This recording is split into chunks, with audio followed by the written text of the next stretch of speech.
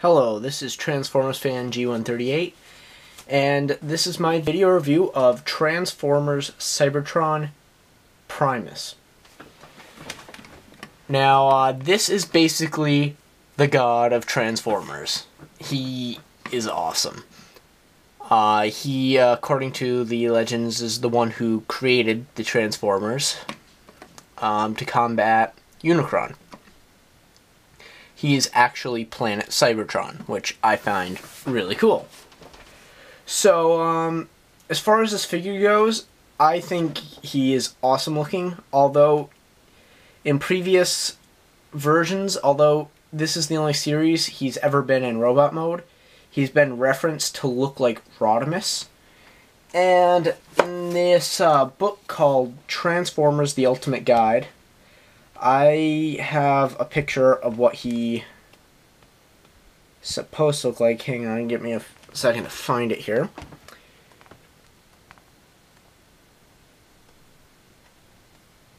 This is taking forever. Well, basically, here he is. He's got a more Rodimus Prime look here with the red chest and the blue arms, but he does have the cannons here, and it was very heavily designed based on this kind of general look, as you can see here. So his chest is all spark blue color, which was used in the 2007 movie line a lot as a legitimate color, all spark blue. This might be a shade darker, so it's more energon blue, I guess. And the figure itself is amazing. Okay, Unicron I like as far as Unicron, but this guy is just amazing compared to him. So basically, he came with the Omega Lock that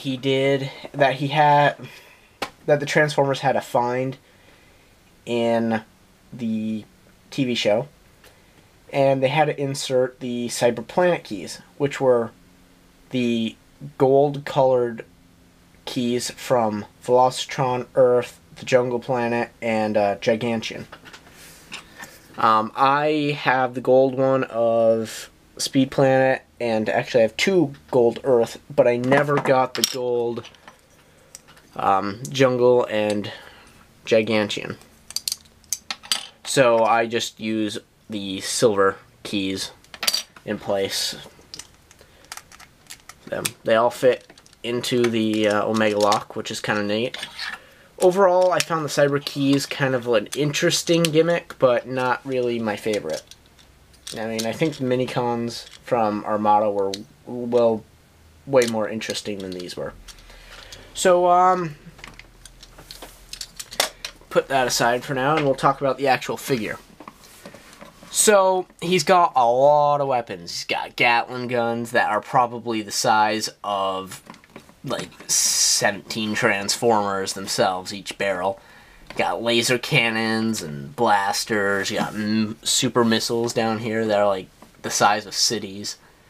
And it's pretty amazing. Just the sheer scale of this guy. He's got decoration all over him, like, on his arm here, there's molded in towns and stuff, like industrial districts. And the cool thing is, on each arm, they're the same plate, so you get kind of like, you don't have a mirror image look, which is very nifty. It's not something you normally see. So that is really neat. He's got a really nice head. I mean, overall, this guy is one of the coolest Transformer Cybertron toys, and I wish I could afford the Japanese redo of him. He's kind of painted like he should be. Like, the Cybertron mode is all silver and metallic, and it looks like Cybertron. Where later on, I'll get to it. It looks more bluish, a lot of blues and stuff, but I'll get into that later. So I'll talk about the actual figure now. He's got articulation a little bit in the feet here. I mean, it's just on a ball and socket joint. It's kind of like a pressure to keep him up, right? Because it's easy enough to put that back and have him fall.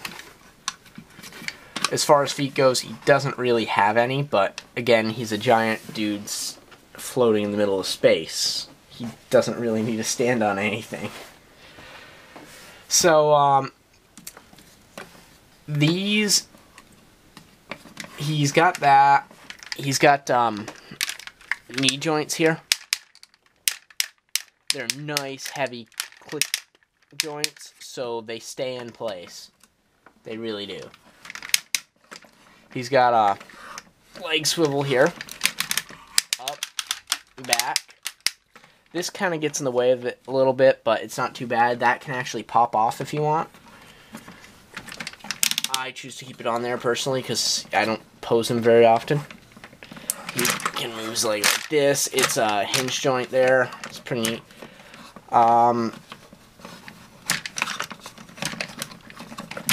There. Just trying to get this guy to sit straight. He's got really cool arms. These are a lot longer than you would normally have for arms. I think that's just cool. He can rotate here at the shoulder, out. There, I'll show you on this side. It's a little bit easier. He's got an elbow joint, clickable too. And he can rotate there. And each of his fingers is actually articulated. So you can move them around, like they each have two joints, one at the hand and one at the this area here, knuckle or whatever. Have him make a fist. You can have him like do all sorts of cool poses. So, in addition to that, his head swivels. Can actually turn all the way around. All not quite because I think it's his chin that gets in the way there. But he also has a waist swivel, so that's cool. Something I didn't expect to find when I originally got him, but it works. It really does. I actually picked this guy up for like 30 bucks. I passed him up originally because he was like $75. I found him at TJ Maxx for $30 at one point, and I had to have him because he just looked awesome. It's the first time I'd ever seen him in the toy form, in actual hand. Never seen him in a store before then. So I kind of picked him up. He's got these huge missile launchers over his shoulders, and that's awesome. There's referenced as some mountain cannons. I forget what the name of it is, but it's pretty awesome. I recommend anybody who wants to do kind of like anything story related, get this guy just to look at the planet mode, because he really does have a lot of detail in him. And I think that's what I like about him. So his backpack, from the back end, he looks kind of like a falling apart planet. I'm not really sure, but it's pretty neat. So that's it for articulation and robot mode. We'll get him into... Oh, wait. There's still one more little cool feature. If you take the planet keys, anyone will do, and put them in his arm sockets here, the gun will pop out away from his arm, and this will shoot out. So you'll have this will come up and this will shoot out. So I'll show that again here.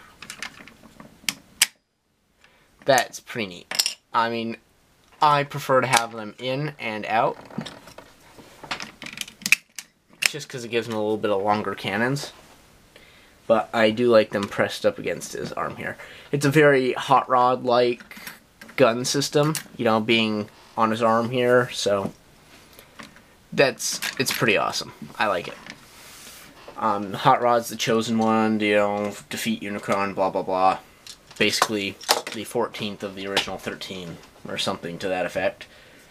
So I'll get this guy in planet mode and talk about him because he is amazing. And here he is in the planet Cybertron mode. And you see what I'm saying here when I said earlier that this was blue and light gray? It really needs to be like all metallic silver and really cool paint apps, which the recent Japanese Transformers 2010, I think, did a redo of Unicron and Primus, where the Armada Unicron was given a new head and painted to look more like the Generation 1 Unicron. And this guy was painted to look more like the Idea version of Primus and have a full real painted Cybertron.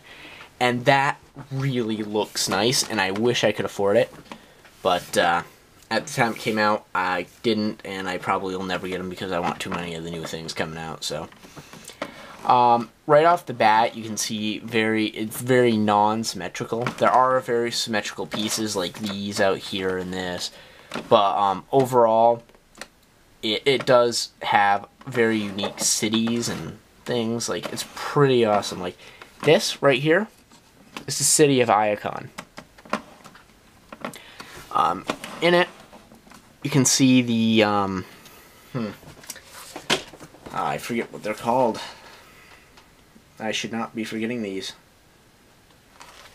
I spent like a full day trying to figure out what some of these places were using this book. So this little piece right here that sticks out is actually the Stellar Galleries, in which the Omega Sentinels once guarded in the Golden Age of Cybertron. I thought that was a pretty cool ad.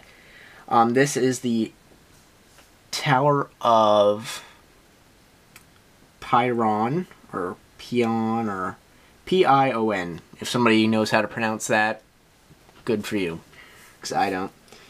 And then this is this right here, I believe, is the Grand Oratory, Oratory or something. It's really cool. I mean, if I found one of these at a yard sale, I'd pick it up and paint all the little details, like the top of the Stellar Galleries blue, and like the Energon River, I'd try to paint that blue. I would try to add as much detail into this as possible, but alas, I don't want to mess up the only one I have. So that's neat. Now, there's some other cities I'm unfamiliar with the names up here. Both of them are unique, as well as are the two on this side of the planet, here and here. This is kind of more looking like an industrial area, where this part here looks more like a kind of like an industrial area, power plant, you know, like homes, basically. Like you're not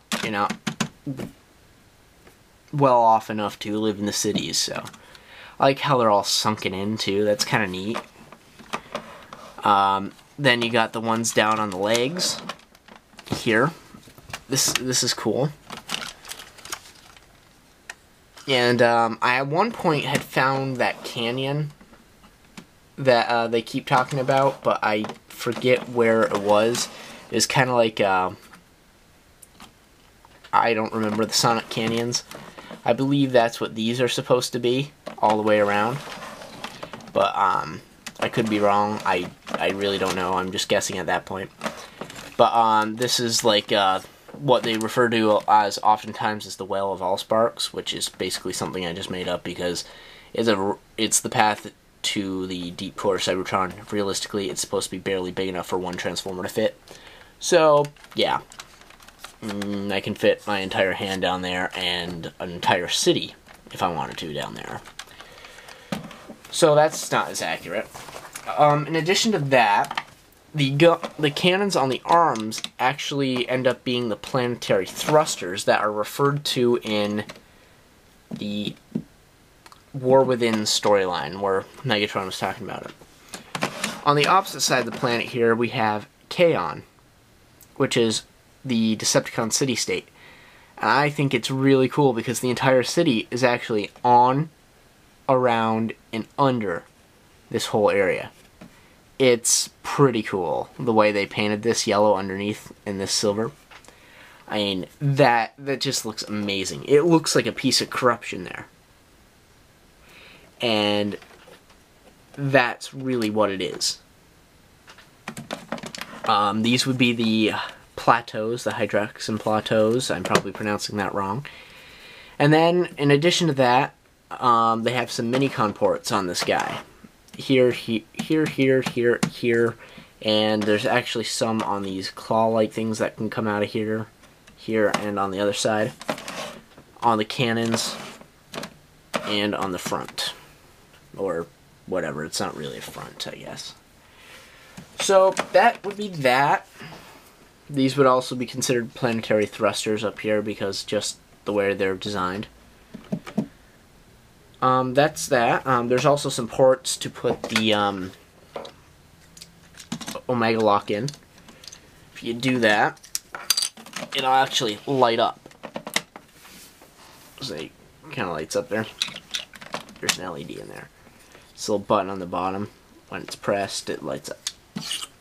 So that's the planet mode. He actually does have one more mode that's discussed on in the instructions that I don't know. I don't remember if it's in the box or not.